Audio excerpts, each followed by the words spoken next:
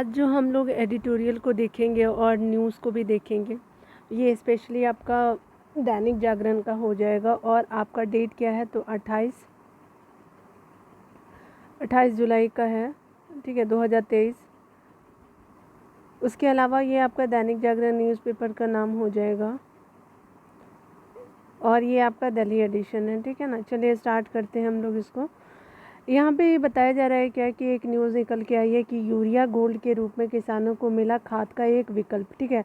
तो ये पीएम मोदी जी के द्वारा जो है वो आपका किसानों की ज़रूरत के लिए जो है जो भी कदम उठाए जा रहे हैं सरकार के द्वारा, उसी के रिगार्डिंग जो है हमारे मंत्री जो हैं, हमारे जो प्राइम मिनिस्टर हैं, उन्होंने एक बात कही है। चलिए इसको डिटेल में देखते हैं कि क्या न्यूज़ निकल के आई है यूरिया गोल्ड के रिगार्डिंग, ठीक है।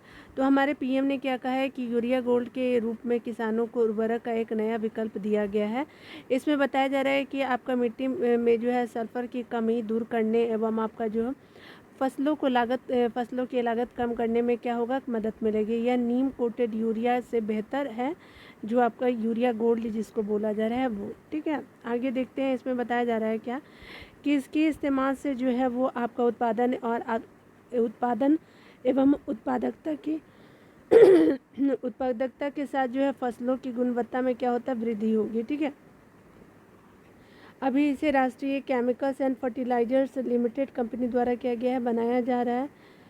आगे बताया जा रहा है कि उन्होंने बताया, जो पीएम मोदी जी हैं उन्होंने बताया कि 1.25 लाख पीएम किसान समृद्धि केंद्र भी राष्ट्र को समर्पित किया गया है। यानी पीएम किसान समृद्धि केंद्र भी आपको राष्ट्र को समर्पित किए गए हैं 1.25 लाख के, ठीक है।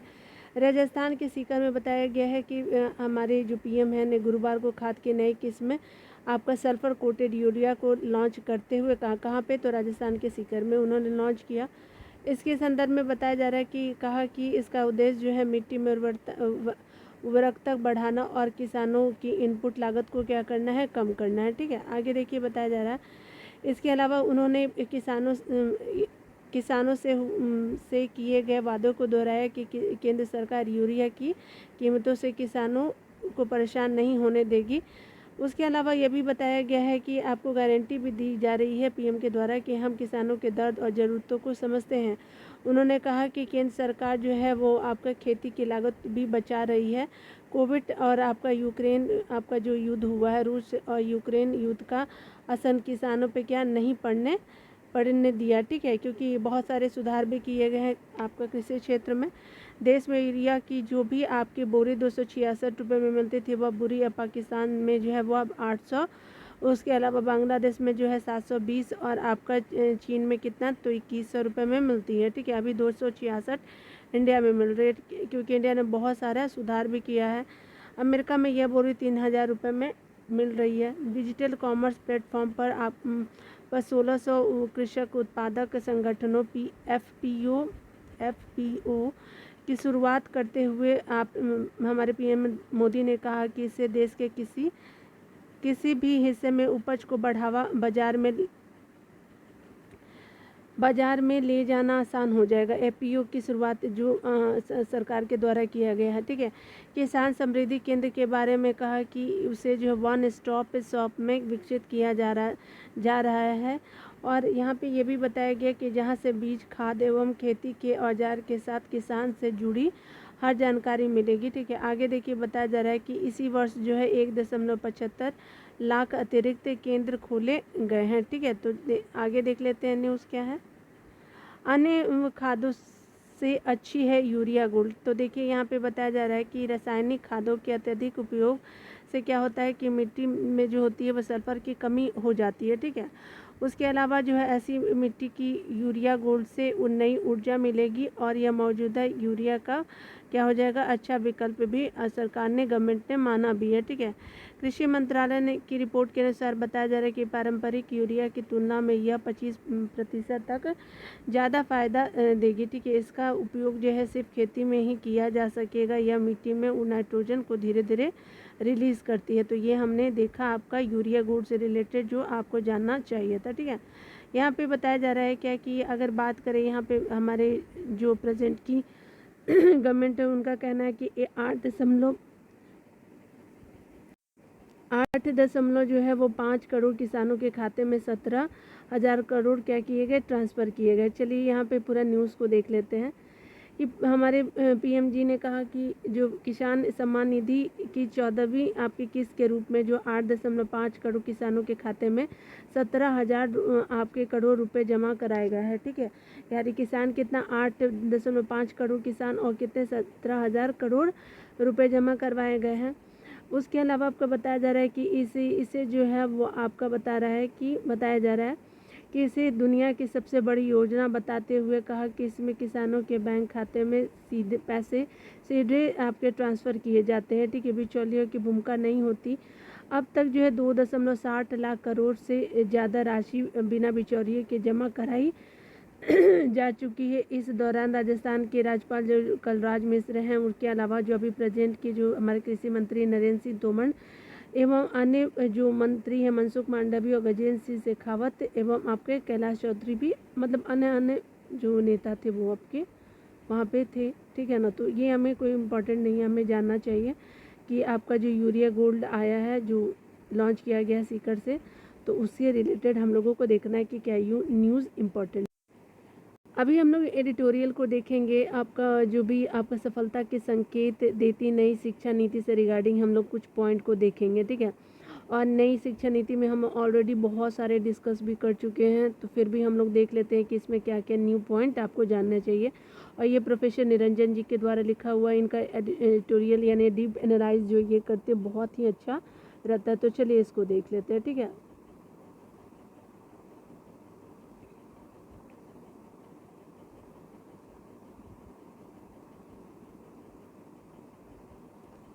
यहाँ भी बताया जा रहा है क्या कि अगर बात करें कि पीएम मोदी जी के मार्गदर्शन में 29 जुलाई 2020 को क्या होता है, 29 जुलाई 2020 का डेट आप याद रखेंगे, राष्ट्रीय शिक्षा नीति यानी एनईपी का अवतरण हुआ। ठीक है, नई सामाजिक आर्थिक एवं तकनीकी परिस्थितियों से निपटने के लिए बनी इस नीति को जो है वो देश दुनिया में सराहा भी गया है।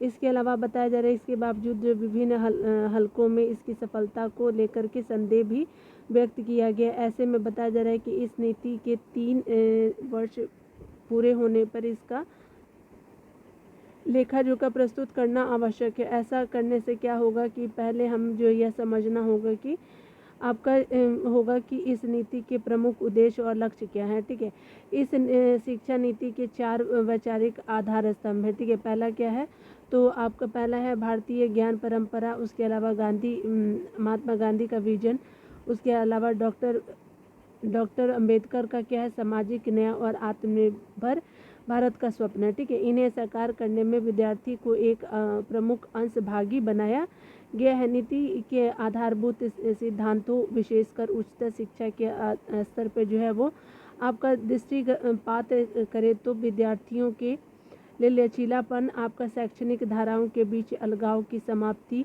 बहुविषयकता और आपका समग्र शिक्षा रटने के बजाय आपका वैचारिक समझ, अनुभवजन आपका ज्ञान पर जोर। उसके अलावा आपका बताया जा रहा है कि बहुभाषावाद, कौशल विकास हो गया, उसके अलावा जो व्यावसायिकता हो गई और रोजगार परकता हो गई, शोध एवं नवाचार के साथ साथ मानवीय और आपका संवैधानिक मूल्यों पर बल और आपका चरित्र, आपका निर्माण एवं छात्रों का समग्र विकास आदि एनईपी के प्रमुख महत्वपूर्ण बिंदु है। ठीक है, यानी एक ही बिंदु नहीं है, बहुत सारे बिंदुओं को भी इसमें शामिल किया गया। इन तत्वों को बताया जा रहा है कि यथार्थ के धरातल पर मूर्त रूप देना एक बड़ी चुनौती है, लेकिन शिक्षा मंत्रालय आपका यूजीसी जो है विश्वविद्यालय अनुदान आयोग जिसको बोलते हैं, उसके अलावा अन्य अंशभागियों के समग्र प्रयासों से इस मोर्चे पर प्रगति के संकेत स्पष्ट दिखते हैं। फिर भी जहाँ तमाम शैक्षणिक संस्थाएं अभी भी जो है वो आपकी दुविधा में है कि शिक्षा नीति को कैसे क्रियान्वित करें। ठीक है, वहीं दिल्ली यूनिवर्सिटी यानी कि डीयू इसमें एक पथ प्रदर्शक की भूमिका में दिखता है। डीयू ने इस नीति को शब्द और भाव दोनों ही स्तरों पर व्यवस्थित, संगठित और समग्रता से लागू किया है। यहाँ पहले चरण में इसका क्रियान्वयन स्नातक स्तर पे हुआ। अब जो है अगले चरण की तैयारी है। ठीक है, आगे भी देखेंगे। बताया जा रहा है कि लचीलापन NEP 2020 की एक प्रमुख विशेषता है। लचीलापन जो है, ताकि अपनी प्रतिभा एवं अभिरुचि के अनुरूप छात्र जो है पाठ्यक्रम चुन सके। इस संदर्भ में DU के नवनिर्मित करिकुलम फ्रेमवर्क में छात्रों को न केवल अनुकूल जो है मन के अनुकूल विषय से जुड़े पाठ्यक्रम चुनने का अधिकार है, बल्कि यहाँ पे कहा जा रहा है क्या कि समान ऐच्छिक कोर्स में भी वह अन्य स्ट्रीमों के कोर्स पढ़ सकते हैं। आगे बताया जा रहा है कि यानी विज्ञान वाला छात्र मानविकी से संगीत या फिर भूगोल या फिर कॉमर्स के मैनेजमेंट या मार्केटिंग का कोई कोर्स पढ़ सकता है। ठीक है। आगे बताया जा रहा है क्या कि रुचि के विषय के विशेष ज्ञान के साथ साथ बहुविषयक ज्ञान प्राप्त करने के पूरे अवसर उपलब्ध होंगे। खास बात यह है कि पूरा पाठ्यक्रम इस तरीके से विन्यस्ता है कि हर बच्चों की पढ़ाई अपने में पूर्ण है। ठीक है। किसी कारणवश अगर पढ़ाई छूट जाती है तो आपका DU 1 साल बाद उसे सर्टिफिकेट और 2 वर्ष बाद डिप्लोमा दे देगा। ठीक है। यही नहीं, एक बार छोड़कर के जाने के बाद भी वापस आकर अपनी शेष पढ़ाई को पूरा करने का अवसर भी मिलेगा। आगे बताया जा रहा है कि आत्मनिर्भर भारत के निर्माण हेतु NEP 2020 कौशल विकास, व्यावसायिकता और आपका जो रोजगार परकता पर बल देती है। DU इस दिशा में भी पूरी तरह सक्रिय है। यहाँ हर स्ट्रीम के विद्यार्थी को कौशल शिक्षा मिलेगी। उसके अलावा अगर बात करें तो विश्वविद्यालय में संचालित 100 से अधिक कौशल विकास पाठ्यक्रम उसके अलावा स्वरोजगार को विस्तार देने का निमित्त बनेंगे। और आपका बताया जा रहा है कि विद्यार्थी एक उद्यम खड़ा करेगा तो DU उसके एक कोर्स के रूप में मान करके क्रेडिट यानी अंक प्रदान करेगा। ठीक है। आगे बताया जा रहा है क्या है कि बहुभाषावाद भी शिक्षा नीति का एक प्रमुख बिंदु है। इसी मोर्चे पर भी DU अग्रणी है। संविधान के अनुच्छेद 8 में बताया गया है कि उल्लेखित सभी भारतीय भाषाओं की पढ़ाई DU में जारी है। राष्ट्र की उन्नति में शोध एवं नवाचार की अहम भूमिका को समझते हुए NEP में बहुत जोर है। ठीक है। इसकी महत्ता को समझते हुए DU ने शोध एवं नवाचार को स्नातक स्तर पर ही पाठ्यक्रम का हिस्सा बनाया गया है। ठीक है। आगे बताया जा रहा है कि छात्रों का समग्र विकास मानवीय एवं नैतिक मूल्यों के अभाव में संभव नहीं है। पश्चिमी जीवन शैली, उसके अलावा तकनीक में सिमटी दुनिया, रियल के बजाय आपका जो वर्चुअल लाइफ, शारीरिक खेलकूद की जगह गैजेट, गेम और आपके बढ़ते एकाकीपन आदि ने युवाओं को एक खतरनाक गिरफ्त में क्या किया है कि लेना शुरू कर दिया है। इसके परिणाम से दुष्परिणाम क्या हो रहा है कि आकार लेने वाले असंतुलित व्यक्तित्व समाज एवं देश के लिए अनुत्पादक बोझ खतरनाक साबित होंगे। इस समस्या के समाधान के लिए DU की मूल संवर्धन समिति ने क्या किया कि अभिनव पाठ्यक्रम तैयार किए हैं। आगे बताया जा रहा है कि इनमें जो है छात्रों के चरित्र निर्माण तथा समग्र विकास और साथ ही इनमें जो है भारतीय ज्ञान परंपरा और मानवीय मूल्यों का के सम्यक संचार करने के लिए गांधीवादी पद्धति का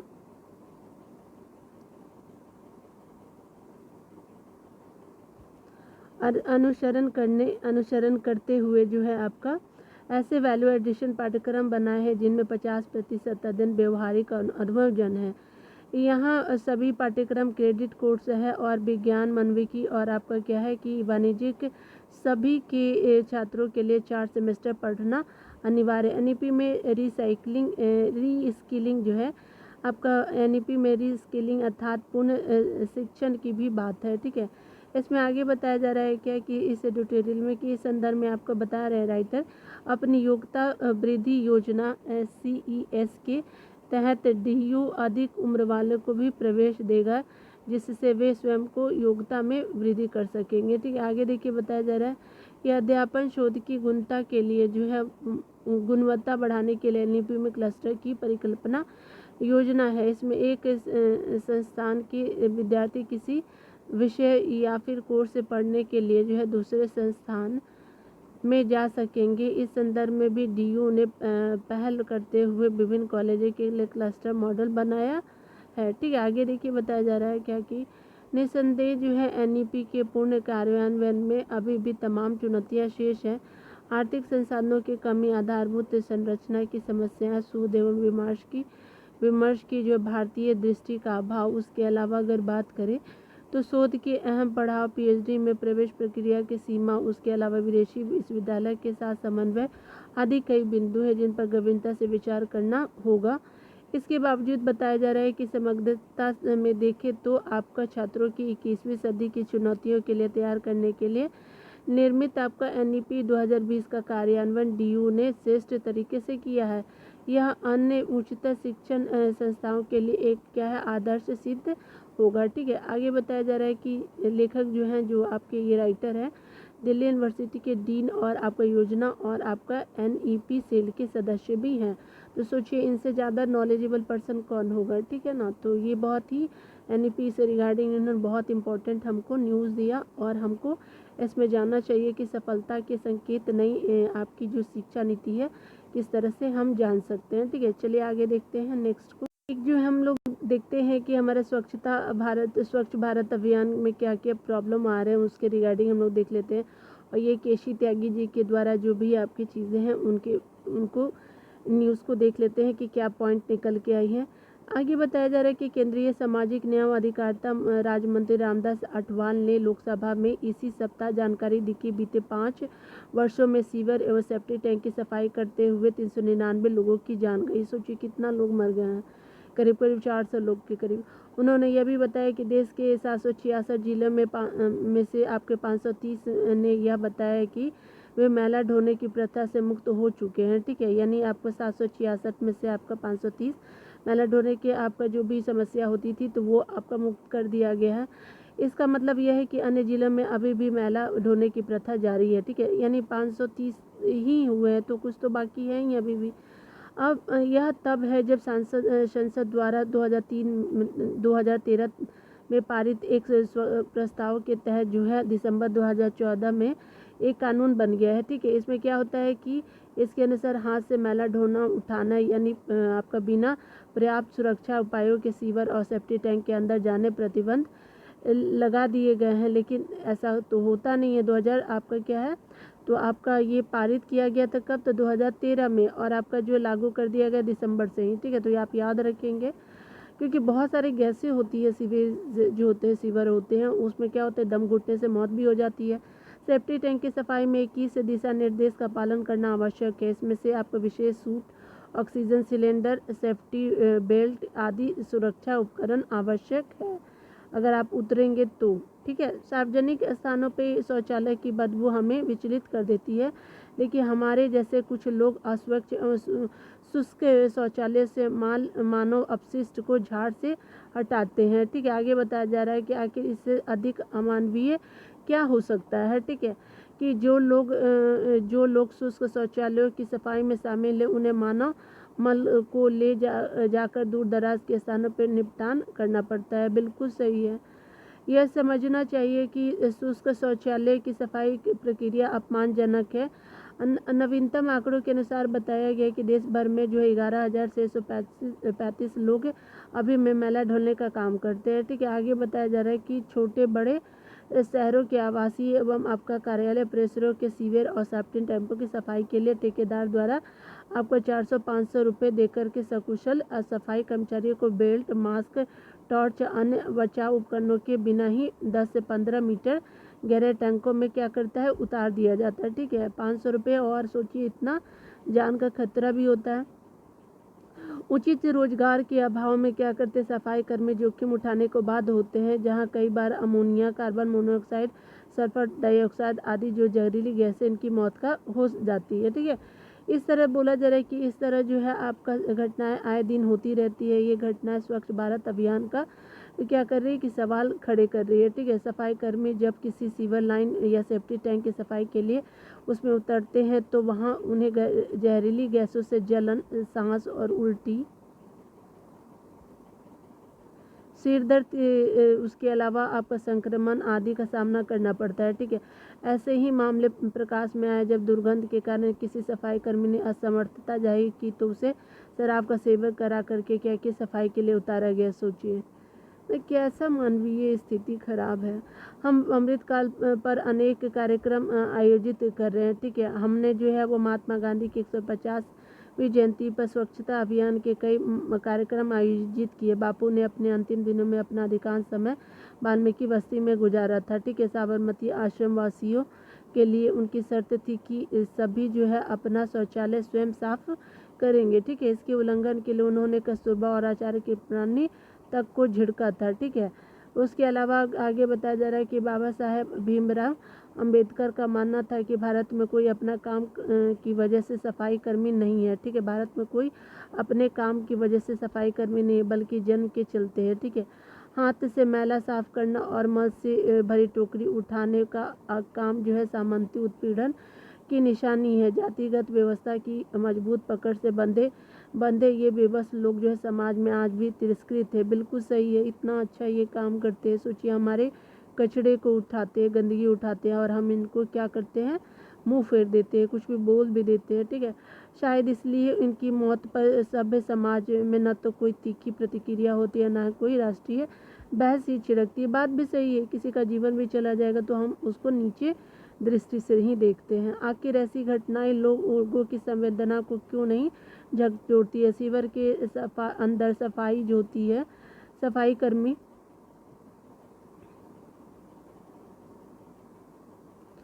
की मौत एक तरह से क्या होती हत्या है। गांधी जी ने इस पर अपनी भावनाएं प्रकट की थी कि उन्होंने लिखा था कि अगर मुझे इस जन्म में मुक्ति नहीं मिलती है तो मैं अपने अगले जन्म में सफाई कर्मी के रूप में पैदा होना पसंद करूंगा, ठीक है। पिछले आपका बताया जब पिछले लगभग 200 साल का इतिहास गवाह है कि शहरीकरण के साथ मैला ढोने की प्रथा का भी विस्तार हुआ है। आपका वर्तमान सरकार पुराने कानूनों को बदलने की मुहिम चला रही है, लेकिन सभी अर्थों में उसे सफल तभी माना जाएगा जब जो है मैला ढोने की कलंक रूपी प्रथा से देश को मुक्ति मिलेगी, ठीक है। स्वच्छता अभियान को सफल बनाना है तो सबसे पहले इस कलंक से मुक्ति होना चाहिए, ठीक है। मुक्त होना भी चाहिए, बात भी सही है। हर एक इंसान सफाई कर्मी है तो क्या वो इंसान नहीं है। यहाँ एक ऐतिहासिक प्रसंग का जिक्र भी आवश्यक है। परंपरागत कलाओं पेशों पर हुए हमलों, आपका कृषि लगान की भयानक लूट, अकाल आदि ने लाखों लोगों विशेषकर दलितों को मल की साफ सफाई के अमानवीय काम को करने के लिए मजबूर किया है, ठीक है। आगे बताया जा रहा है क्या कि देश के विभाजन के समय अगर बात करें तो उसके बाद शेष जातियों के हिंदुओं को तो पाकिस्तान ने भारत जाने दिया, लेकिन सफाई कर्मचारियों को रख लिया, ठीक है। उन्हें भारत नहीं आने दिया गया, ठीक है। कारण यह था कि वे चले जाएंगे तो साफ सफाई कौन करेगा। भारत सरकार को पाकिस्तान से आने वाले हिंदुओं की तो चिंता थी, लेकिन वहाँ के उन हिंदुओं की नहीं जो सफाई का काम करते थे। इससे क्षुब्ध होकर के अम्बेडकर जी ने प्रधानमंत्री जवाहरलाल नेहरू को पत्र लिखकर चिंता जताई थी कि पाकिस्तान ने दलितों को अपने यहाँ किस तरह रहने के लिए बाध्य किया है, जिस तरह रहने के लिए बाध्य किया है उस पर भारत सरकार को हस्तक्षेप करना चाहिए, लेकिन उनकी चिंता का समाधान नहीं हो पाया था अम्बेडकर जी का, ठीक है। पाकिस्तान में आज भी नियम है कि सफाई कर्मी की भर्ती में केवल हिंदू और ईसाई ही शामिल हो सकते हैं, यानी मुस्लिम नहीं। सोचिए, विडम्बना यह है कि भारत में भी आज़ादी के इतने साल बीत जाने और आपका विकास के तमाम दावों के बावजूद यह कुप्रथा जारी है। यह कुप्रथा सामंती सोच को बयान करती है, ठीक है। भारत के साथ जो पाकिस्तान, बांग्लादेश, श्रीलंका, नेपाली में भी यह कुप्रथा अलग अलग ढंग से है और कमोवेश हर जगह इसका आधार जाति ही है, ठीक है। ये दो यहाँ पे बताया जा रहा है। लेखक जो है जदयू के मुख्य प्रवक्ता और पूर्व सांसद भी रह चुके हैं, ठीक है। तो ये उनके द्वारा लिखा हुआ है, बहुत ही इम्पोर्टेंट इन्होंने चीज़ों को बताया केसी त्यागी जी ने, ठीक है। चलिए, कुछ भी हो, देखिए नेता हैं तो क्या, लेकिन इन्होंने सही बातों को तो उठाया, ठीक है। तो चलिए आगे देख लेते हैं हम लोग। आज आप लोग हमेशा न्यूज़ सुनते रहते हैं गीग अर्थव्यवस्था में नई हलचल के बारे में, ठीक है। तो चलिए हम लोग देख लेते हैं क्या क्या चीज़ें आपको गीग अर्थव्यवस्था के बारे में जानना चाहिए। यहाँ पे जो है वो डॉक्टर संजय वर्मा जी के द्वारा लिखा हुआ है। बेनेट यूनिवर्सिटी के ये एसोसिएट प्रोफेसर हैं, ठीक है। चलिए यहाँ पे देख लेते हैं। यहाँ पे बताया जा रहा है क्या कि दुनिया में जो है कामकाज या रोजगार की जो शैलियाँ औद्योगिकरण के बाद विकसित हुई उनमें खुद के कारोबार के अलावा मोटे तौर पे स्थायी और अनुबंध पर की जाने नौकरियाँ भी पेट पालने का साधन मानी जाती है। ठीक है, इस बीच कुछ दशकों से स्वतंत्र रूप से जो है काम यानी फ्रीलांस करने का चलन भी स्थापित हुआ है। इसमें लोग चुने हुए काम को अपनी सुविधा और समय के साथ करते हैं, लेकिन इन्हीं के बीच जो है रोजगार की एक नई शैली गिग पैदा हुई है। ठीक है, शैली गिग पैदा हुई है, लेकिन इन्हीं के बीच जो है रोजगार की एक नई शैली गिग पैदा हुई है। इसमें इस किस्म के कामकाज का स्वरूप ऐसा होता है कि जिसमें कहने को तो नियोक्ता किसी एक कर्मचारी के रूप में काम करते हैं, पर क्या होता है कि इसमें कर्मचारियों का कोई सामाजिक या फिर आपका स्वास्थ्य सुरक्षा जैसे सहूलियत इनकी ओर से नहीं मिलती है। ठीक है, ये जॉब तो करे लेकिन आपको सामाजिक या फिर कोई भी आपको स्वास्थ्य सुरक्षा नहीं दी जाती है। या असल में गिग इकोनॉमिक वाली मुक्त बाजार प्रणाली है। इसमें नियोक्ता कुछ समय के लिए जो है वो श्रमिक को पारिश्रमिक के बदले काम पर रखते हैं। ठीक है, यानी श्रमिक को पारिश्रमिक के बदले आपको काम पे रखते हैं।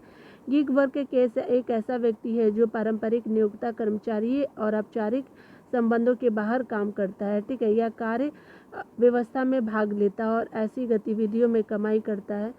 इन दिनों जो है गिग अर्थव्यवस्था फिर चर्चा में है। हाल ही में मध्य प्रदेश के इंदौर में G20 देशों के श्रम और रोजगार मंत्रियों की बैठक में जो है वो आपका हमारे पीएम ने गिग अर्थव्यवस्था और आपका गिग प्लेटफॉर्म को युवाओं के लिए रोजगार पैदा करने के मामले में एक ताकतवर विकल्प बताया है, पीएम ने कहा। ठीक है, G20 की इस बैठक में गिग कर्मचारियों को पर्याप्त और टिकाऊ सामाजिक सुरक्षा, उसके अलावा स्वास्थ्य सुविधाओं के साथ उचित रोजगार देने पर भी जोर दिया गया है कि इस तरह के उनको भी बेनिफिट दिए जाए। ठीक है, राजस्थान सरकार ने विधानसभा में देश का पहला गिग वर्कर्स बिल पेश किया है। ठीक है, इसमें बताया जा रहा है कि आपको सामाजिक इसमें क्या होगा कि इसमें गिग श्रमिकों की सामाजिक सुरक्षा की गारंटी देने का प्रयास किया गया। वहीं कर्नाटक सरकार ने गिग वर्करों को 2 से 4 लाख रुपए का मुफ्त आपका स्वास्थ्य और आपका जीवन बीमा देने का ऐलान भी किया है। बिल्कुल सही। इससे क्या होगा कि उम्मीद बंधी है कि पैसे के बदले काम उठाने वाले गिग कर्मचारी किसी भी हारी बीमारी या फिर आपका दुर्घटना के एवज में नियोक्ता कंपनी से मुआवजा क्या करेंगे, पा सकेंगे। ठीक है, उबराइजेशन के फॉर्मूले से उपजी व्यवस्था। देखिए क्या हुआ था कि गिग इकोनॉमी को समझना हो तो ऐप आधारित कैब सेवा उबर के कामकाजी मॉडल को उदाहरण के रूप में देखना चाहिए। ठीक है, उबराइजेशन को गिग इकोनॉमी के मामले में एक सूत्र वाक्य का दर्जा हासिल है। ठीक है, उबर के बाद जो है ओला आया।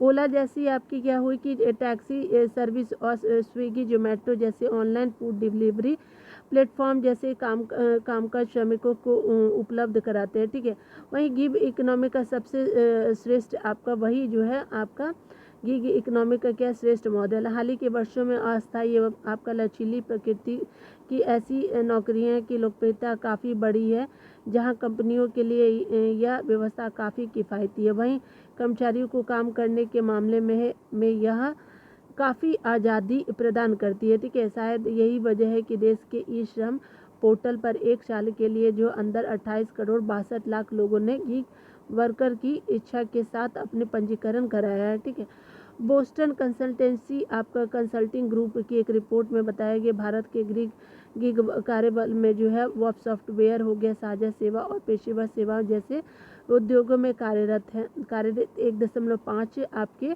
कर्मचारी शामिल है। ठीक है, टोटल कितना तो 1.5 करोड़ कर्मचारी शामिल है। अनुमान है कि आपका 2024 में जो है भारत के कुल कार्यबल का करीब 4% जो है आपका गिग सेक्टर में बदल जाएगा, यानी अगले साल की बात कर रहे हैं। ठीक है, आखिर क्यों हाल के वर्षों में गिग वर्कर में जो है आपका और इनसे संबंधित गिग इकोनॉमिक चर्चा में है, क्या कारण है? तो इसका एक कारण कोविड-19 महामारी। कोरोना काल में जब हर कोई काम के धंधे बंद हो पड़े थे, तब उस दौर में इंटरनेट से संचालित सेवाओं से जुड़े गिग कर्मचारी ने दुनिया को चलाए रहने का अहम जिम्मा उठाया है। ठीक है, इसकी मुख्य वजह यह थी कि मजबूरी में ही सही देश में स्मार्टफोन और हाई स्पीड मोबाइल इंटरनेट का इस्तेमाल तेज़ी से बढ़ा और आपका जिसमें कारोबारी और गिग कर्मचारियों के लिए ऑनलाइन प्लेटफॉर्म के माध्यम से काम करना क्या हो गया, आसान कर दिया। इसके अलावा अगर बात करें सरकार की आर्थिक उदारीकरण की नीतियों में भी गिग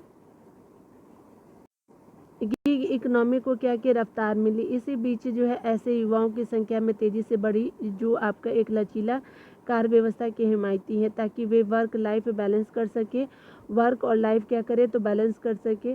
साथ ही अतिरिक्त आय कमाने की इच्छा ने भी लोगों को गिग वर्कर बनने पर प्रेरित किया। सबसे पहले सबसे अहम यह है कि देश में ई कॉमर्स का जिस तेज़ी से आपका विकास हुआ है उसने क्या किया है कि गिग इकोनॉमी को मानव पंख ही लगा दिए हैं। ठीक है, आगे बताया जा रहा है कि पेंशन परेशान करते नकारात्मक पहलू। गिग इकोनॉमी में सब कुछ अच्छा ही नहीं अच्छा ही है ऐसा नहीं है। ठीक है, इसके कुछ नकारात्मक भी पहलू देखे गए हैं। इसमें जो स्थायी नौकरी जैसी सुरक्षा और स्वास्थ्य देखभाल जैसे कई लाभ जो होते हैं नादारत होते हैं, यानी इनको कोई फैसिलिटी दी ही नहीं जाती है। राजस्थान कर्नाटक की पहलकदमी को छोड़ दे तो आपका देश भी जो है आज भी देश के ज़्यादातर हिस्सों में तमाम क्षेत्रों के गिग कर्मचारी किसी तरह के श्रम कानूनों के तहत नहीं आते हैं। ठीक है, ऐसे में पेंशन लाभ और आपका सेहत बीमा जैसी सहूलियतों पे कोई अधिकार नहीं होंगे। इन मतलब जो नॉर्मल आपको कर्मचारी को मिलता है इनको कोई भी फैसिलिटी नहीं मिलती है गिग वर्कर को। ठीक है, गिग वर्कर को किसी बीमारी या दुर्घटना आदि में अस्थायी कर्मचारियों के समान नियोक्ता की ओर से कोई सुरक्षा प्राप्त नहीं होता। राजस्थान सरकार की ताज़ा विधेयक इसी मामले में कुछ हद तक अपवाद हो सकता है। ठीक है, लेकिन पूरे देश में ऐसी नीतियां अपनाए जाने तक गिग वर्करों के हित और आपका लाभ काफ़ी सीमित है। ठीक है, आगे देखिए बताया जा रहा है कि दूसरा संकट यह है कि जो लोग तकनीक और इंटरनेट से परिचित नहीं है या जिनकी इन चीज़ों तक पहुंच नहीं है वे गिग वर्कर के रूप में अर्जन का अवसर भी नहीं हासिल कर पाते, क्योंकि उनको पता ही नहीं है। कंपनियों द्वारा गिग कर्मचारी के शोषण जैसी सूचनाएं इसी श्रेणी के कामकाज को नकारात्मक आपका दर्शाती भी है। बहुत उनका शोषण भी किया जाता है। फिर भी जो स्वतंत्र रूप से आजीविका कमाने की अहमियत देने वाले युवाओं को गिग इकोनॉमी खास तौर से लुभा रही है। निसंदेह पेशे के रूप में आपका जो है फ्रीलांसिंग दुनिया में जो है आकर्षण का केंद्र है। ठीक है, लेकिन कुछ भिन्नताओं के आधार पर गिग प्लेटफॉर्म या फिर गिग इकोनॉमी के कर्मचारियों की संख्या और कामकाज के अवसर जो होते हैं देश ही नहीं पूरी दुनिया में तेज़ी से बढ़ रहा है। ठीक है, भारत में गिग इकोनॉमी का तेज़ी से विस्तार हो रहा है। अनुमान है कि वर्ष आपका 2014 में देश में 2.35 करोड़ लोग जो है गिग इकोनॉमिक वाले ऑनलाइन प्लेटफॉर्म में काम करते मिल जाएंगे। ठीक है, यह विस्तार इतनी तेज़ी से हुआ है कि इसका अंदाज़ा जो है स्ट्राइड 1 रिपोर्ट 2003 से आपका 23 से ही लग जाएगा। ठीक है, कि वित्त वर्ष 2020-21 में देश में जो है सिर्फ 80 लाख लोग हैं गिग इकोनॉमी से जुड़ कर के आज आय अर्जन कर रहे थे। ठीक है, यहाँ यह सही है कि अभी गिग इकोनॉमी के तहत जो है लोगों को स्वतंत्र रूप से काम सौंपने वाली कंपनियों की गिनती शीर्ष 5 में नहीं है। ठीक है, आपका आगे बताया जा रहा है कि फ़िलहाल जो है जिन क्षेत्रों में ऐसे काम लोगों को मिल रहे हैं उनमें पिछले नंबर पर जो है हॉस्पिटैलिटी है, होटल या रेस्टोरेंट है। उसके अलावा आपका शैक्षणिक सेवाएं और आपका मीडिया मनोरंजन और आपका दूसरी या तीसरे क्रम पर आते हैं। ठीक है, आपका शैक्षणिक सेवाएं और मीडिया दूसरे और तीसरे स्थान पे आते हैं। चौथे स्थान पे आते हैं ई कॉमर्स कंपनियां और 5वें स्थान पे स्टार्टअप कंपनियां का है।